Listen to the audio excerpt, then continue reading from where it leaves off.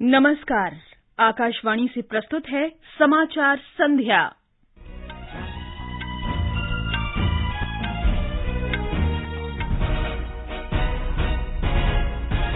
उत्तर प्रदेश के मुख्यमंत्री योगी आदित्यनाथ ने गैंगस्टर अतीक अहमद की हत्या के बाद वरिष्ठ अधिकारियों के साथ कानून और व्यवस्था की समीक्षा की।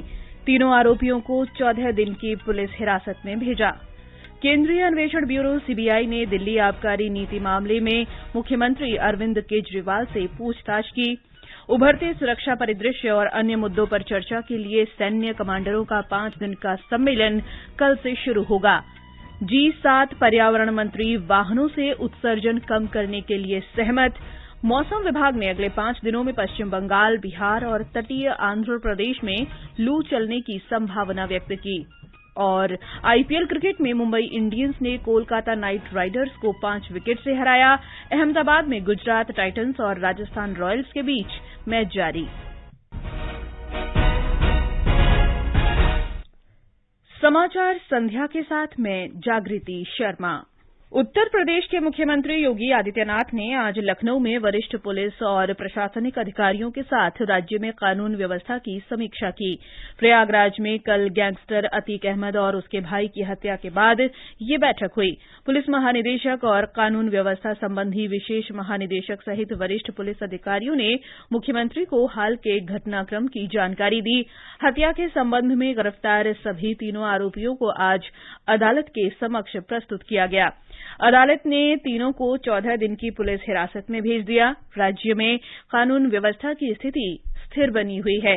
किसी अप्रिय घटना का कोई समाचार नहीं है। इस बीच डॉक्टरों के एक दल ने अतीक और उसके भाई अशरफ का पोस्टमार्टम किया। प्रशासन ने इसकी वीडियोग्राफी भी कराई। पुलिस राज्य के संवेदनशील क्षेत्रों में अतिरिक्त निगरानी कर रही है और वाहनों की कड़ी जांच की जा रही है। प्रयागराज के चकिया, बेनीगंज और धूमनगंज तथा आसपास के क्षेत्रों में बड़ी संख्या में पुलिस बल तैनात किया गया है। प्रयागराज जिले में इंटरनेट सेवा बंद कर दी गई है और धारा 144 लगा दी गई है। केंद्र सरकार ने पत्रकारों की सुरक्षा के लिए एक मानक संचालन प्रक्रिया तैयार करने का निर्णय लिया है।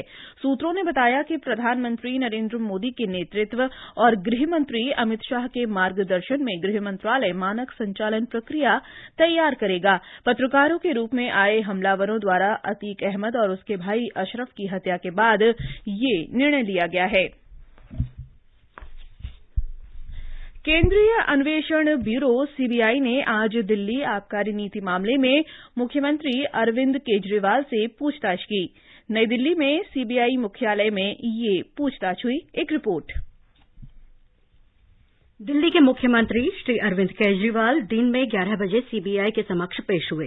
इससे पहले सीबीआई ने 2021-22 के लिए दिल्ली आबकारी नीति तैयार करने और उसके कार्यान्वयन में भ्रष्टाचार के आरोप के संबंध में पूछताछ के लिए श्री केजरीवाल को सम्मन भेजा था। आबकारी नीति तैयार करने और कार्यान्वयन में भ्रष्टाचार और अनियमितताओं के आरोप के बीच बाद में ये नीति रद्द कर दी गई। दिल्ली के उपराज्यपाल विनय कुमार सक्सेना ने इस नीति में अनियमितता की जांच सीबीआई से कराने की सिफारिश की थी। इसके बाद पिछले वर्ष इसकी जांच शुरू हुई। सीबीआई ने नियमों के उल्लंघन और प्रक्रियागत खामियों के आरोप में इस मामले में 15 आरोपियों के नाम प्राथमिकी दर्ज की। पूर्व उप मुख्यमंत्री मनीष सिसोदिया का नाम भी प्राथमिकी में शामिल है। उन्हें इस वर्ष फरवरी में सीबीआई ने गिरफ्तार किया था। दीपेंद्र की रिपोर्ट के साथ समाचार कक्ष से मैं मनीषा खन्ना। इस वर्ष का सैन्य कमांडरों का पहला सम्मेलन कल से शुरू हो रहा है। 21 अप्रैल तक चलने वाले इस सम्मेलन में उभरते सुरक्षा परिदृश्य और अन्य मुद्दों पर चर्चा की जाएगी। पहले दिन कल सैन्य कमांडर और अन्य वरिष्ठ अधिकारी वर्चुअल माध्यम से बैठक करेंगे। इसके बाद सम्मेलन में शामिल होने वाले सभी अधिकारी दिल्ली पहुंचेंगे और महत्वपूर्ण मुद्दों पर विस्तार से चर्चा करेंगे। ब्यौरा हमारे संवाददाता से। सेना कमांडरों का यह सम्मेलन साल में 2 बार आयोजित किया जाता है। यह भारतीय सेना से जुड़ी नीतियों और विषयों पर विचार कर निर्णय लेने का महत्वपूर्ण मंच है। 5 दिनों तक चलने वाले इस सम्मेलन में सेना में किए जा रहे सुधारों के अलावा विशेष रूप से अग्निपथ योजना और डिजिटलीकरण की प्रगति की भी समीक्षा की जाएगी। रक्षा मंत्रालय के अनुसार सम्मेलन में मौजूदा और भविष्य में उभरने वाली सुरक्षा से जुड़ी परिस्थितियों पर गहन विचार विमर्श किया जाएगा और सेना की संचालन तैयारियों का जायजा लिया जाएगा। रक्षा मंत्री राजनाथ सिंह बुधवार को सम्मेलन को संबोधित करेंगे, जो पहली बार हाइब्रिड मोड में हो रहा है। दीपेंद्र कुमार, आकाशवाणी समाचार, दिल्ली। ये समाचार हमारी वेबसाइट newsonair.com/hindi और हमारे mobile app news on AIR पर भी उपलब्ध हैं। समाचार संध्या में आपका फिर स्वागत है। G7 देशों के पर्यावरण मंत्री वाहनों से उत्सर्जन कम करने पर सहमत हो गए हैं। जापान के सापोरो में जलवायु और ऊर्जा मुद्दों पर 2 दिन के सम्मेलन के अंत में जारी संयुक्त बयान में कार्बन डाइऑक्साइड के उत्सर्जन को वर्ष 2035 तक वर्ष 2000 के स्तर से 50% कम करने पर सहमति बनी है। ऑटोमोबाइल से कार्बन उत्सर्जन को कम करने पर विशेष ध्यान दिया गया है। लक्ष्य को हासिल करने के लिए G7 देश प्रत्येक वर्ष अपनी प्रगति की जांच करेंगे। समझौते में सदस्य देशों से हाइब्रिड सहित विभिन्न प्रकार के वाहनों के जरिए उत्सर्जन कम करने का आह्वान किया गया है। 2040 तक समुद्र में प्लास्टिक के कचरे से होने वाले प्रदूषण को कम करने का नया लक्ष्य भी तय किया गया है। G20 की भारत की अध्यक्षता में स्वास्थ्य कार्यकारी समूह की दूसरी बैठक कल से गोवा में शुरू होगी। 3 दिन की बैठक में G20 के 19 सदस्य देशों, 10 आमंत्रित राष्ट्रों और 22 अंतर्राष्ट्रीय संगठनों के 180 से अधिक प्रतिनिधि शामिल होंगे। स्वास्थ्य और परिवार कल्याण मंत्रालय में अपर सचिव लव अग्रवाल ने स्वास्थ्य प्राथमिकताओं और ग्लोबल साउथ में भारत की नेतृत्व भूमिका के बारे में जानकारी दी। बैठक में स्वास्थ्य संबंधी आपात स्थितियों की रोकथाम, तैयारियां और कार्यवाही, औषध क्षेत्र में सहयोग सुदृढ़ करना, सुरक्षित, प्रभावी, गुणवत्तापूर्ण और किफायती चिकित्सा उपायों को सुगम और सुलभ बनाने पर ध्यान केंद्रित किया जाएगा। G20 की भारत की अध्यक्षता के तहत हेल्थ ट्रैक में स्वास्थ्य कार्यकारी समूह की 4 बैठकें और स्वास्थ्य मंत्रियों के स्तर की 1 बैठक होगी। G20 डिजिटल आर्थिक कार्य समूह की दूसरी बैठक कल से हैदराबाद में 3 दिन तक होगी। संचार राज्य मंत्री देवू सिंह चौहान और सामाजिक न्याय तथा अधिकारिता राज्य मंत्री ए नारायण स्वामी उद्घाटन सत्र में उपस्थित रहेंगे। इलेक्ट्रॉनिकी और सूचना प्रौद्योगिकी मंत्रालय के सचिव अल्केश कुमार शर्मा तथा संचार सचिव के राजारमण ने हैदराबाद में बताया कि बैठक में डिजिटल कनेक्टिविटी, कौशल, साइबर सुरक्षा और डिजिटल आधारभूत ढांचे के विकास सहित अन्य संबंधित मुद्दों पर विशेष रूप से चर्चा होगी।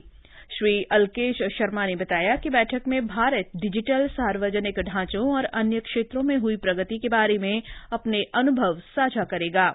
3 main issues which we have taken up as priorities, which we will discuss with G20 countries. One is on digital public infrastructure. How do we promote and showcase our digital public platforms?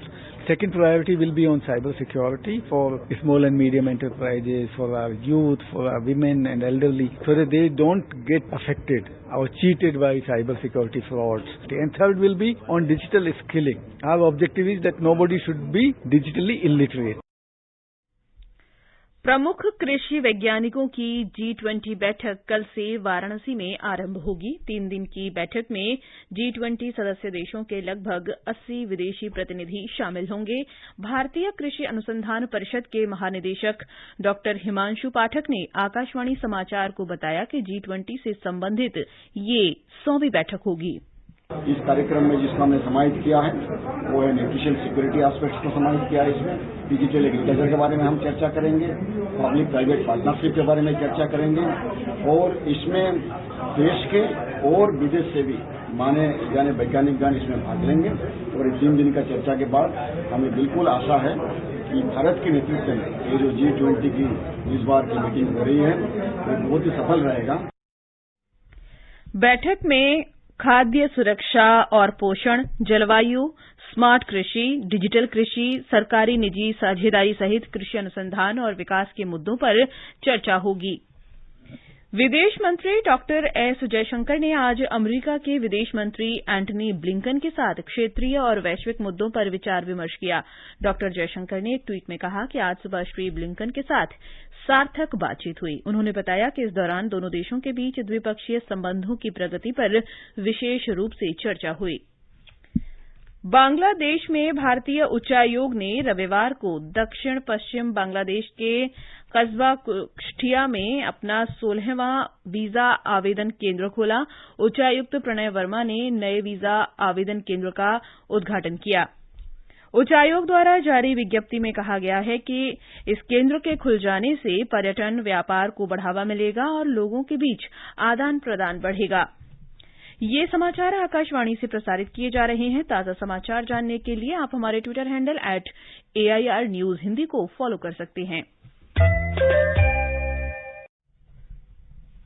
ये आकाशवाणी है। अब सुनिए आकाशवाणी के लोकप्रिय कार्यक्रम प्रधानमंत्री के मन की बात पर आधारित विशेष श्रृंखला।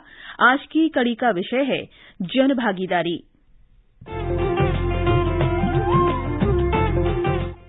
लोग, आवाज और सीधा संवाद, यानी आपके हम सबके मन की बात। जी हाँ, ऐसे ही करोड़ों लोगों से जुड़ जाते हैं हमारे प्रधानमंत्री हर महीने मन की बात प्रोग्राम के साथ। आकाशवाणी पर ये सिलसिला इस महीने यानी अप्रैल में 100वीं कड़ी के साथ जारी रहेगा। इसी विशेष मौके पर मन की बात कार्यक्रम से प्रधानमंत्री के चुनिंदा संबोधनों को फिर प्रस्तुत किया जा रहा है। इस विशेष कार्यक्रम की 66वीं कड़ी में पेश है प्रधानमंत्री का वो संदेश जिसमें उन्होंने लोगों एवं सरकारी तंत्र के बीच आपसी भागीदारी बढ़ाने की अपील की है। कोरोना के दौरान लगे लॉकडाउन की वजह से तमाम लोगों को कई तरह की परेशानियां झेलनी पड़ी और तो और, लेकिन इसी दौरान देश के लोक का पारंपरिक रूप भी दिखा।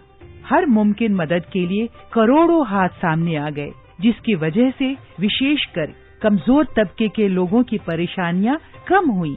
भूखे लोगों को भोजन मिला। प्रधानमंत्री ने इस लोक भागीदारी को मन की बात में विशेष रूप से याद किया। 28 जून 2020 को प्रसारित मन की बात में प्रधानमंत्री ने कहा कि आत्मनिर्भर भारत के लिए सबसे ज्यादा जरूरी है जन भागीदारी। साथियों, कोई भी मिशन पीपल्स पार्टिसिपेशन, जन भागीदारी के बिना पूरा नहीं हो सकता, सफल नहीं हो सकता।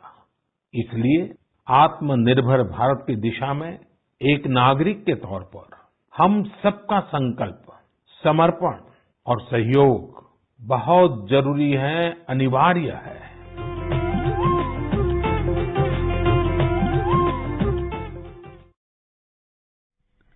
मन की बात पर आधारित विशेष श्रृंखला आप सुन सकते हैं प्रतिदिन सुबह 8 बजे समाचार प्रभात और रात 8:45 बजे समाचार संध्या में।